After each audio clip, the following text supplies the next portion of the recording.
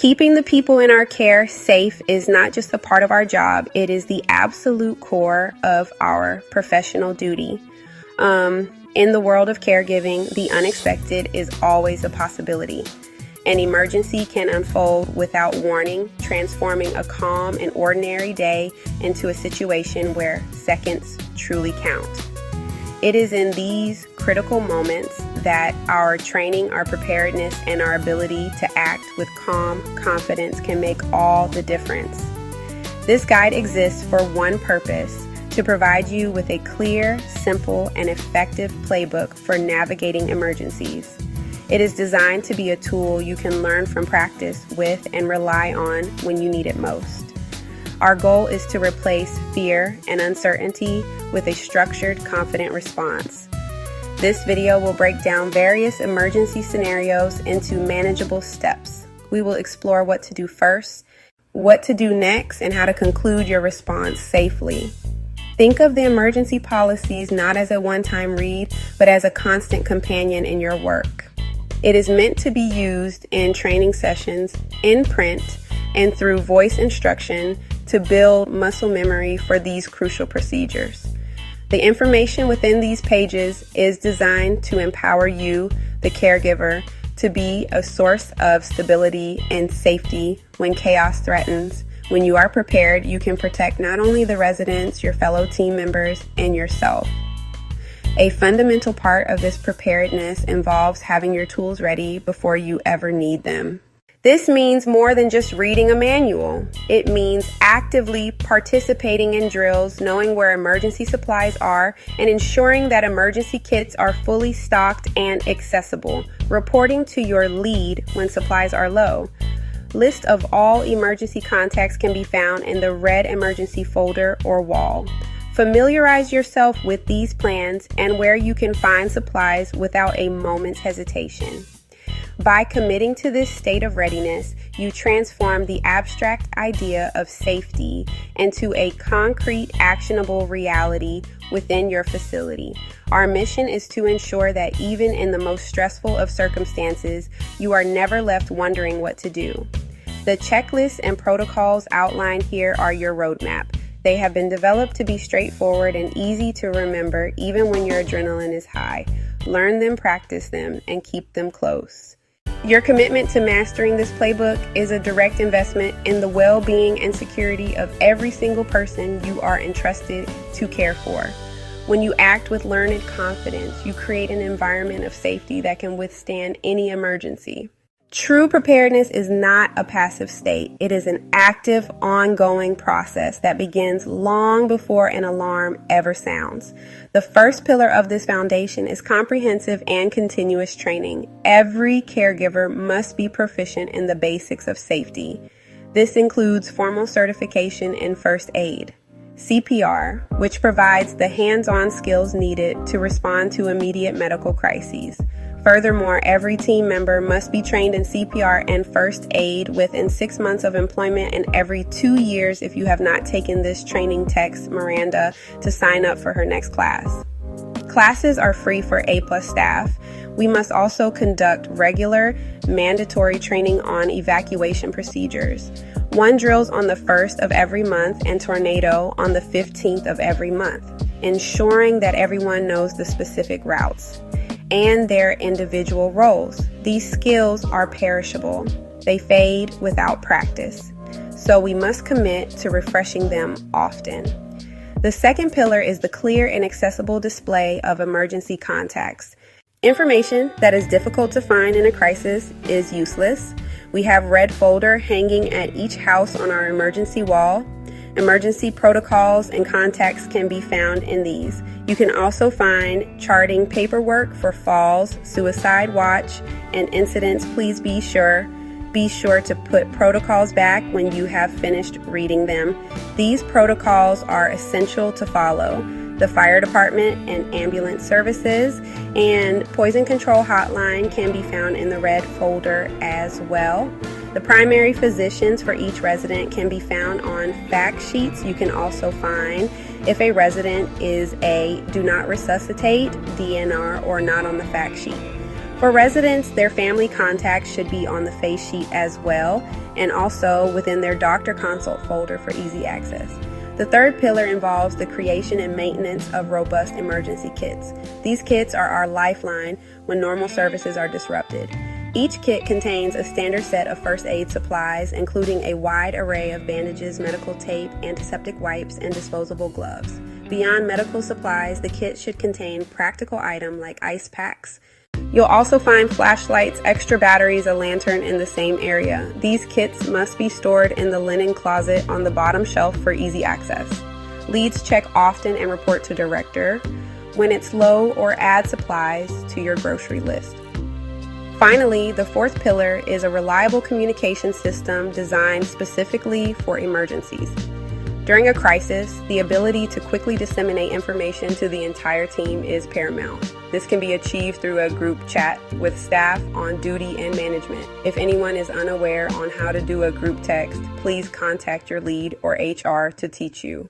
Regular team meetings to review protocols are important. Please try not to miss team meetings. This system is the nerve center of our emergency response, linking every team member together into a coordinated unit. A fire is one of the most frightening and fast-moving emergencies a facility can face. Your response must be immediate, decisive, and rooted in a well-practiced plan.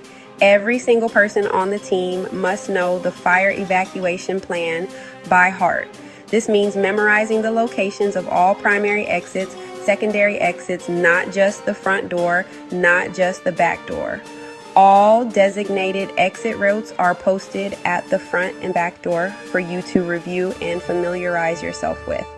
Every window is considered an exit if necessary.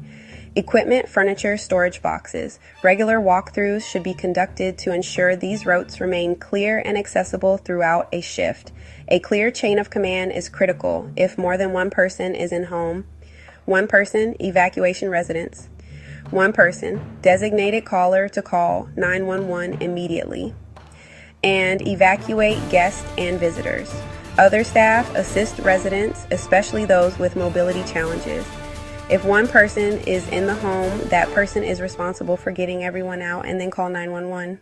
When you see smoke or fire, or when the fire alarm sounds, spring into action. First, ensure the alarm is activated to alert everyone or inform all residents, guests, and staff. Immediately direct all residents and visitors to leave the building. Use a loud, clear, calm voice. "We need to leave now. Follow me." Guide people to the nearest safe exit. Provide physical assistance to anyone who needs it. Once outside, lead everyone to the predetermined assembly point a safe distance away, the nearest corner. At the assembly point, the designated leader conducts a head count. Only after evacuation is underway should the designated caller confirm 911 has been contacted. Call house lead, leave a detailed message. If no answer, then text. Follow safety protocols without exception. Close the door behind you as you exit if it is safe to do so. A closed door can slow the spread of fire and smoke, buying precious time. If a resident cannot be moved, do not stay behind. Evacuate and immediately report that person's exact location to the fire department command officer. Under no circumstances re-enter the building until the fire service declares it safe.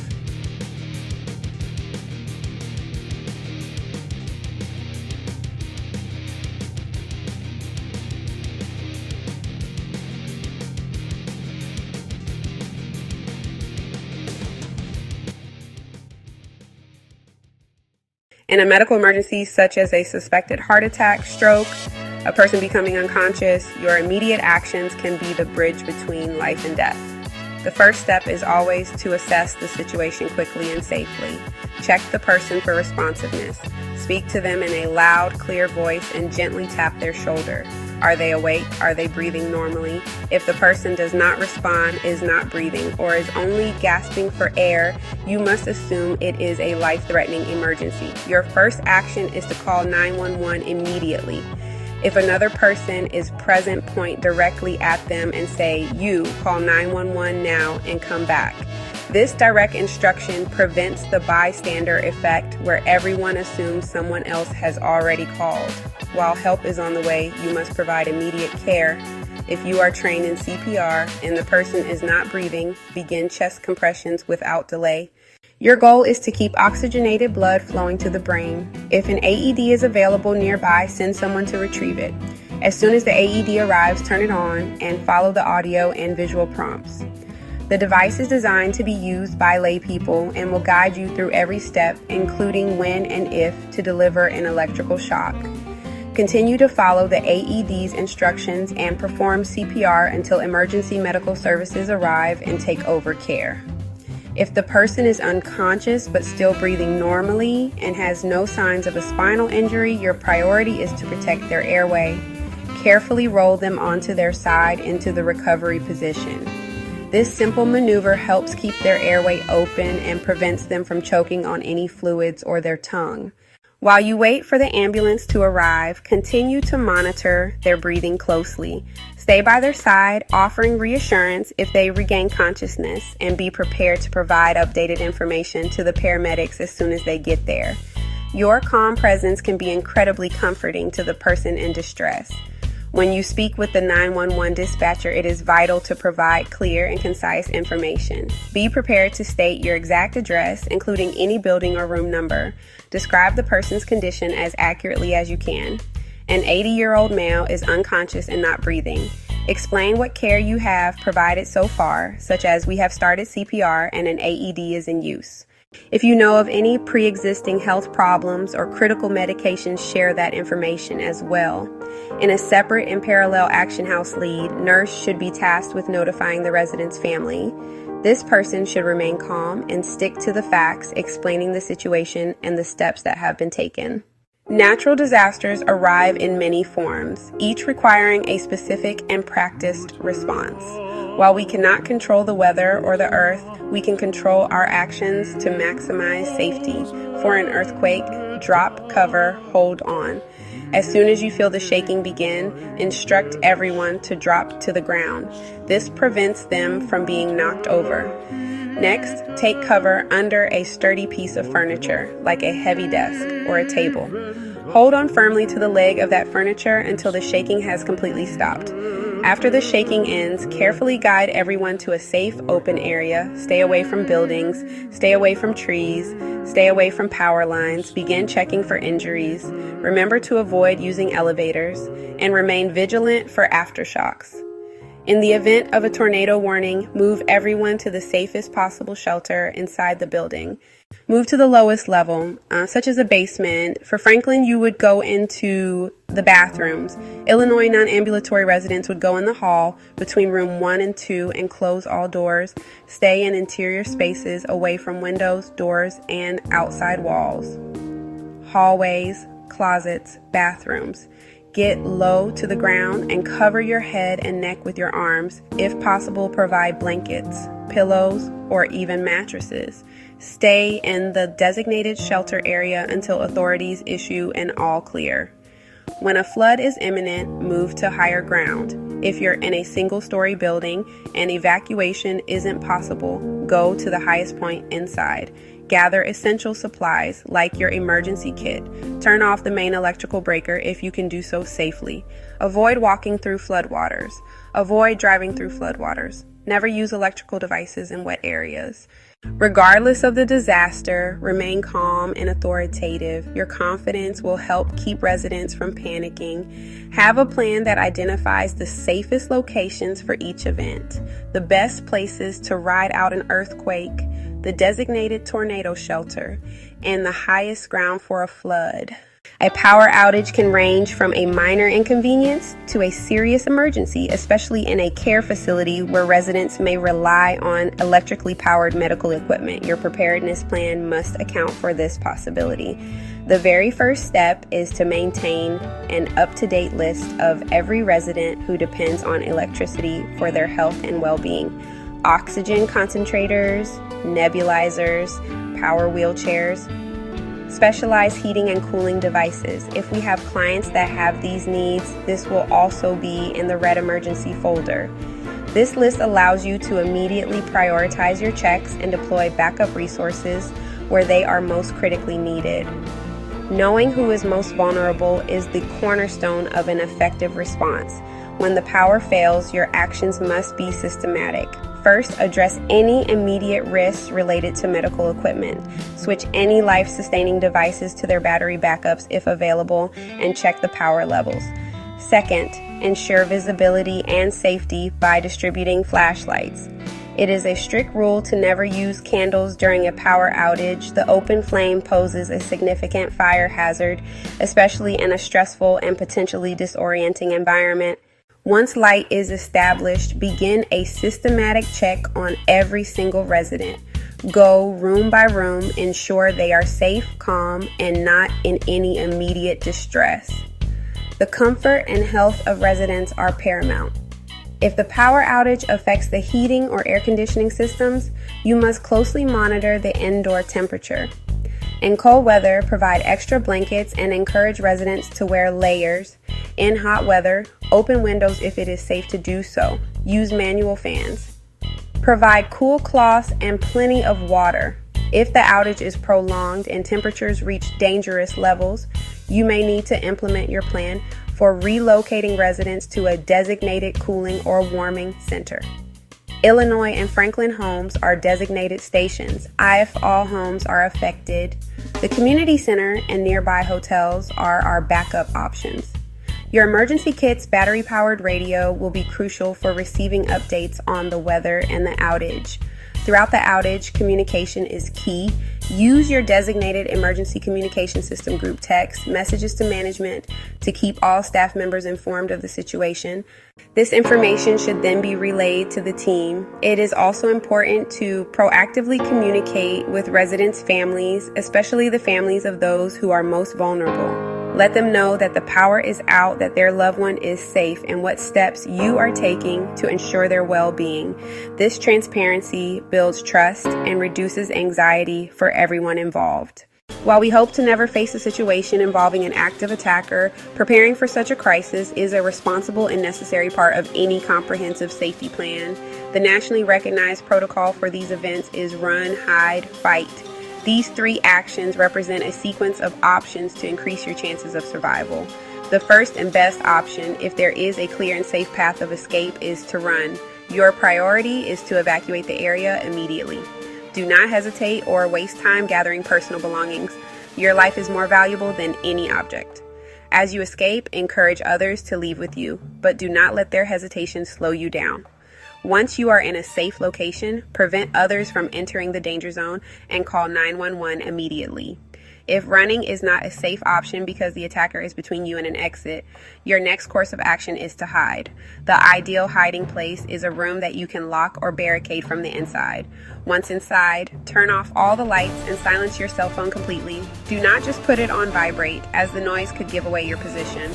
Stay away from doors and windows and remain as quiet as possible. Your goal is to stay out of sight and out of mind until law enforcement arrives. Block the door with heavy furniture like desks, file cabinets, or anything else available to make it more difficult for an attacker to enter. Fight is the absolute last resort, to be used only when your life is in imminent danger and you have no other options. This is not about engaging in a fair fight. It is about survival. You must act with as much aggression and violence as you can muster. Look for improvised weapons, a fire extinguisher, a chair, a pair of scissors, a heavy book. Yell, throw things, and commit to disabling the attacker. Working together with others in your hiding place can increase your chances of success. The goal is to create chaos, disrupt the attacker's actions, and create an opportunity for you or others to escape. This is a terrifying prospect, but preparing your mind for this possibility is a vital part of the survival mindset. When it is safe to do so, calling 911 is a critical action. When you speak to the dispatcher, provide as much detailed information as you can. This includes the location of the attacker, a physical description, the number and type of weapons you saw, and the number of potential victims. When law enforcement officers arrive, their first job is to stop the threat. They may be shouting commands and moving quickly. Do exactly as they say. Keep your hands visible and empty at all times. Do not run towards them or make any sudden movements. Follow their instructions to ensure your safety and allow them to do their job effectively. Preventing the spread of infectious diseases, seasonal flu novel virus like COVID-19, is a fundamental aspect of caregiver responsibility. The first line of defense is always impeccable hygiene. Frequent and thorough hand washing with soap and water for at least 20 seconds. When soap and water are not available, use an alcohol-based hand sanitizer with at least 60% alcohol. Staff training on proper PPE, when and how to wear masks, when and how to wear gloves. Rigorous, regular cleaning schedule using EPA-approved disinfectants. High-touch surfaces, doorknobs, handrails, light switches.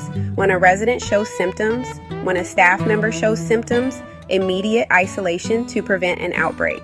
Move the sick individual to a separate room. Provide a dedicated bathroom. If a separate room isn't feasible, keep them at least 6 feet away.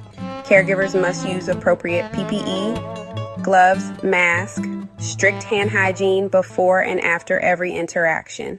Barrier precautions, break the chain of transmission and protect the community. Clear, timely communication is vital. Report suspected cases to facility leadership. Report to the nursing supervisor. If required, report to local public health authorities. Report to state public health authorities. Follow facility protocol. Inform the resident's family.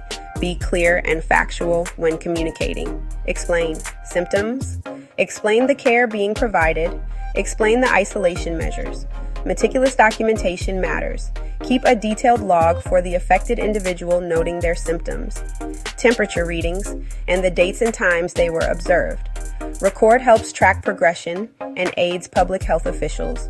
Keep the entire care team updated. Reinforce hygiene protocols. Communicate any new directives. A coordinated, informed team is your best asset in containing contagion and keeping everyone safe. There will be times in an emergency when you cannot reach a manager or administrator for immediate guidance.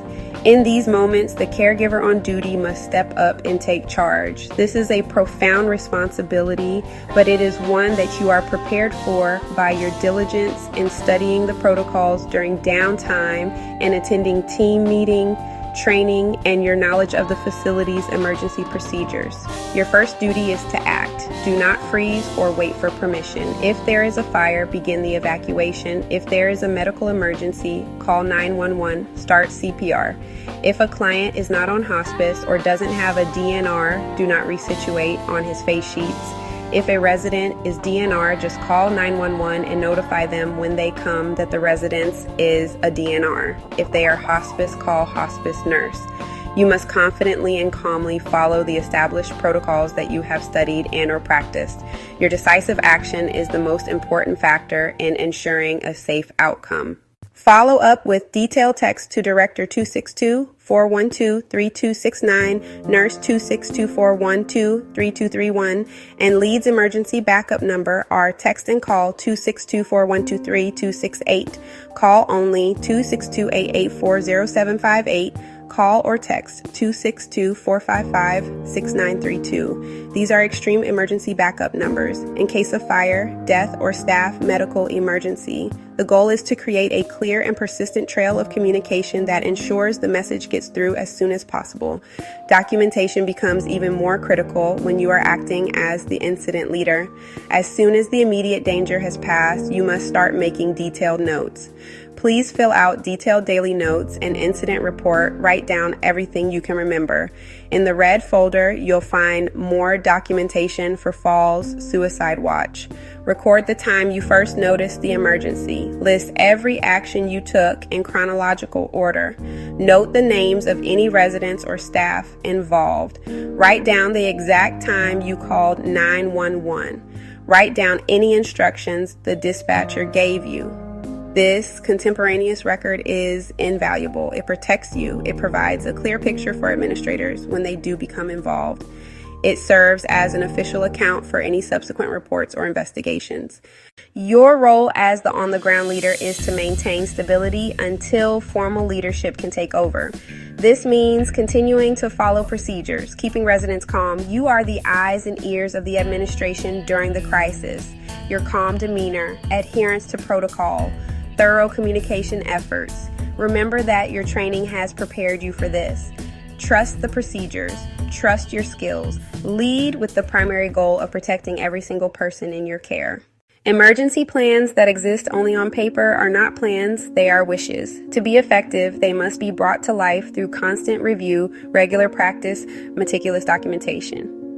The foundation of this active preparedness is the regular team meeting, where safety protocols are a standing agenda item. These meetings are the forum to review procedures, discuss what-if scenarios, and ensure every team member, from the most senior nurse to the newest aide, understands their role.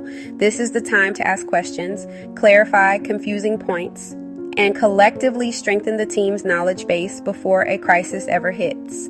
Practice and reviewing material during downtime is what turns knowledge into instinct.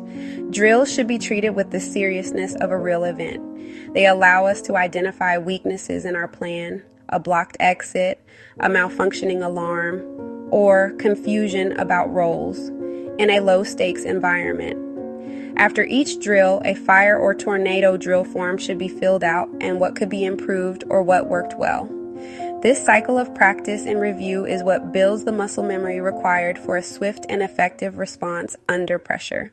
This is also the time to check our emergency kits, replacing any expired supplies and testing batteries to ensure they are always ready. A simple yet powerful tool for executing these plans under stress is the C Act Confirm framework. C. You calmly observe the situation, identify the problem, and assess the immediate facts without panicking. Act. You take the necessary steps based on your training and the specific emergency protocol. You follow the plan, whether it's calling 911, starting an evacuation, or starting CPR. Confirm. After the initial action, you check to ensure everyone is safe, assess for any new or evolving dangers, and begin the process of communicating with management and families. This simple 3-step model provides clarity in the chaos. They can remind you of a critical step you might otherwise forget in a high-stress moment.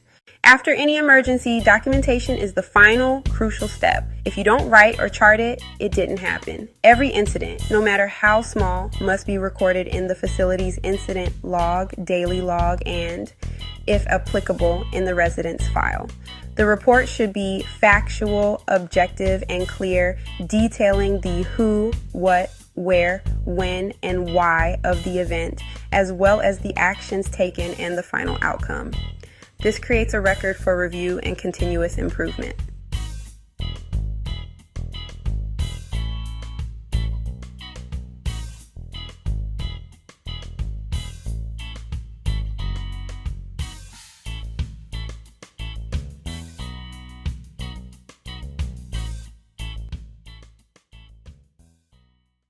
In the world of caregiving, emergencies are an inevitable challenge. They are difficult, stressful, and demand the very best from us. Good training and consistent preparation transform emergencies into manageable situations. The power to protect those in your care lies with you. Learn the plans, practice the drills, maintain a constant state of readiness. Keep emergency kits fully stocked. Know where emergency supplies, contact lists, and what protocols are. Master clear, direct communication. When the moment comes, you may be called to lead. Be prepared to accept that role with confidence.